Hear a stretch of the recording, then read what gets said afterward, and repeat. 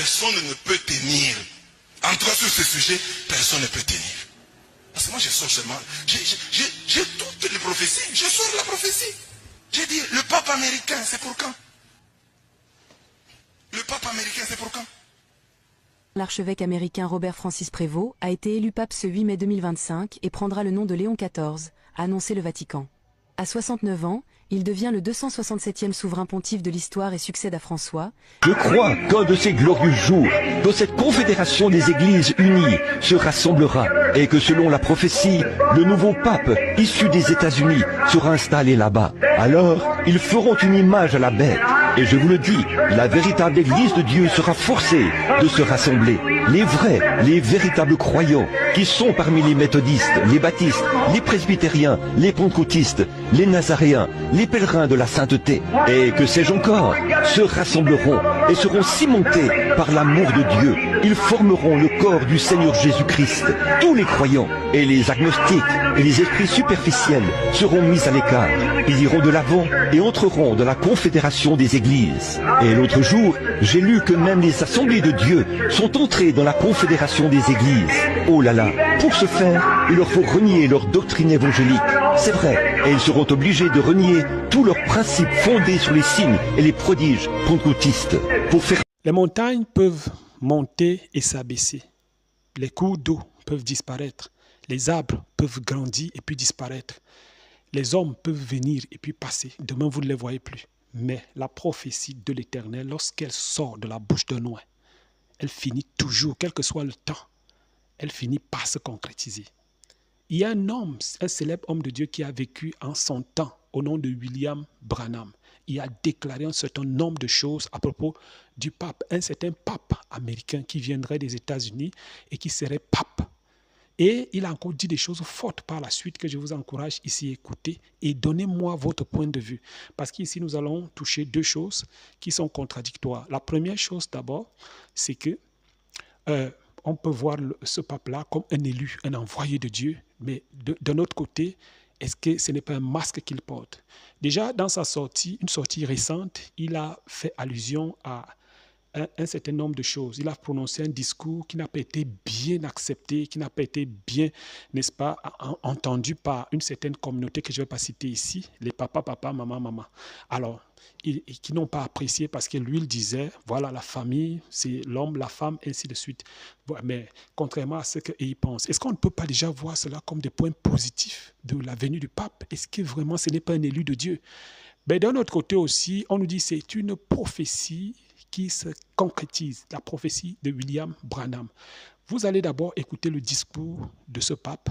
Ensuite, je vais vous présenter une courte vidéo où un homme de Dieu branhamiste prêche et détaille de fond en comble la prophétie de William Branham. Dites-moi ce que vous en pensez après avoir regardé cette vidéo. C'est encore avec beaucoup de plaisir qu'on se retrouve à la fin pour la conclusion. Shalom. Bien-aimés enfants de l'Église, écoutez attentivement ces paroles qui naîtront comme un feu dans vos cœurs. Le mariage ne peut jamais être entre deux hommes ou deux femmes. Oui, je le dis clairement et sans crainte. Le mariage est, et sera toujours, l'union sacrée, indissoluble, féconde et stable entre un homme et une femme. Et je sais bien que cette affirmation suscite débat, colère et critique dans les églises et sur les écrans du monde entier. Mais je le dis non pas pour blesser, mais pour guérir, non pas pour exclure, mais pour éclairer, non pas pour détruire, mais pour construire sur la vérité qui nous a été révélée depuis la création. Car avant toute idéologie, avant que ne s'élèvent les drapeaux qui divisent aujourd'hui les peuples et les communautés, existait déjà le souffle divin qui a façonné l'homme et la femme à l'image et à la ressemblance de Dieu. Et c'est lui-même qui les a bénis en disant « Soyez féconds, multipliez, remplissez la terre et soumettez-la » Genèse 1h28. Ce n'est pas un commandement arbitraire. C'est la proclamation d'une vérité éternelle.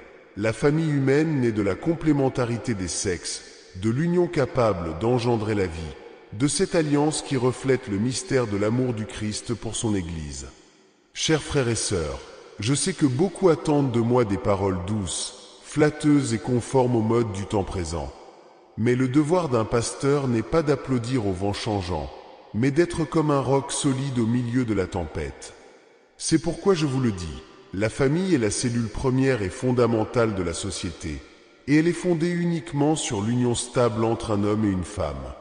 Ce n'est pas mon opinion, ni une invention des théologiens des siècles passés.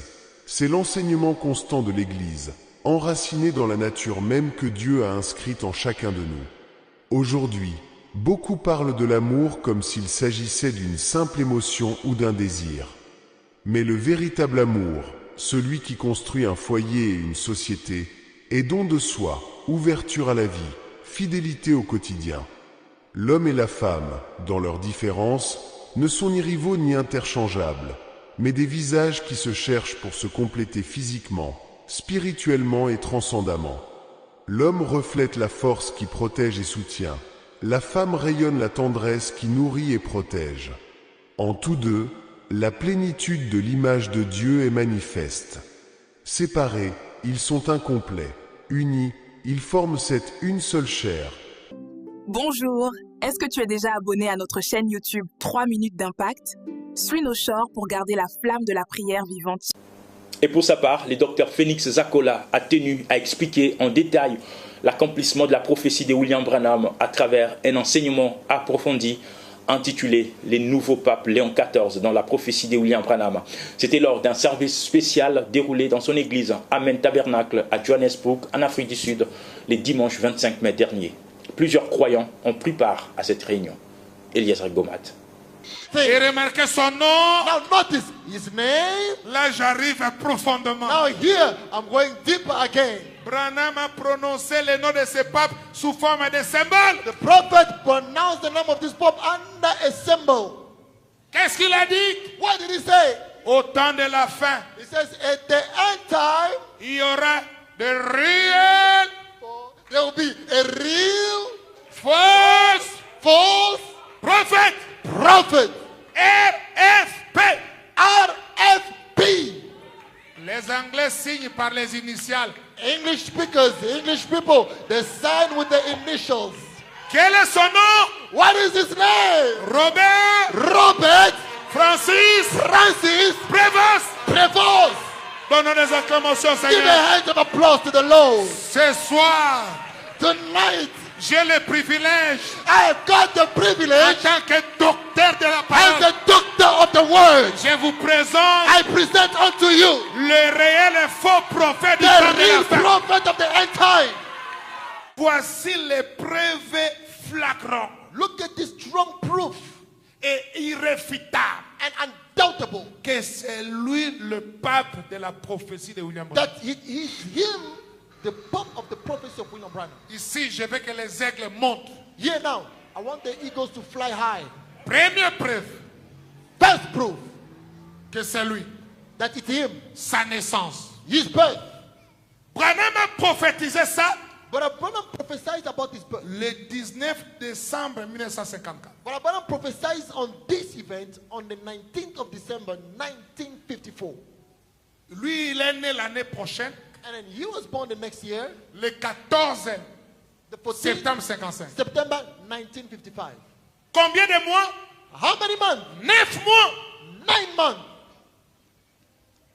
Quand le même ange When the same angel a rencontré Marie, met Mary, je te salue he Marie. says, hello Mary. Quand Marie a cru, When Mary believed, la grossesse est the entrée. pregnancy went Le in. même jour The same day que Branham me disait ça, that Branham was saying it le out, papa de ce pape, the father of that pope, la parole l'a conduit. the word led him. Il a connu sa femme He knew his wife. qui peut dire Amen. Who can say amen? Aujourd'hui, Today, cette écriture this scripture est accomplie. is Jusqu'ici, la question demeure. Est-il de Dieu ou du diable? Nous savons une chose, c'est que l'Antéchrist est même déjà dans le monde. Mais son apparition véritable est encore freinée, n'est-ce pas, par l'Église. L'Église l'handicape encore. Il va réellement se manifester lorsque l'Église va connaître l'enlèvement. Mais ici, est-ce qu'il n'est pas un facilitateur pour que ces choses se concrétisent? Ou alors il est même quelqu'un qui vient pour combattre ces choses? En tout cas, merci d'avoir regardé cette vidéo.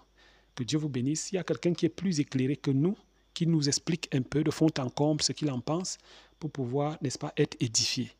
Merci encore à tous les catholiques. Merci à tous les évangélistes et merci à tous ceux qui sont abonnés à cette chaîne. N'hésitez pas à dire ce que vous en pensez. Que Dieu vous bénisse abondamment au nom de Jésus-Christ. Amen.